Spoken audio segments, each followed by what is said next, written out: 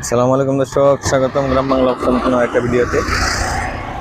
তো এই যে দেখেন আমাদের কলমাকান্দা আসছি আমরা। তো কলমাকান্দা দেখেন এই পারে আইসা যে খনি থেকে যে কয়লা উৎপন্ন করা হয় দুর্গাপুর থেকে, যে কয়লাগুলো আসে এই যে দেখেন এখানে আইসা জমা হয়। এই যে দেখেন এই জায়গায় শুধু কয়লা আর কয়লা দেখবেন। অনেকেই এই কয়লাগুলা সংরক্ষণ করে রাখে। ইটের ভাটায় ব্যবহার করা হয় এই কয়লাগুলা, খনিজ কয়লা।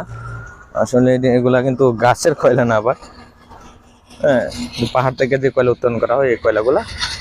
এই যে দেখেন এখানে শুধু কয়লা আর কয়লা, খনি থেকে উত্তোলন করে সরাসরি এখানে নিয়ে আসা আর কি। এখানে আইনে তারপর এখান থেকে কন্ট্রাক্টরের কাছে বিক্রি করা হয়, বা ইটের ভাটা যে মালিক আছে তাদের কাছে বিক্রি করা হয়। তো এই কয়লা খনিগুলা কে কে দেখছেন অবশ্যই আমাকে কমেন্টে জানাবেন।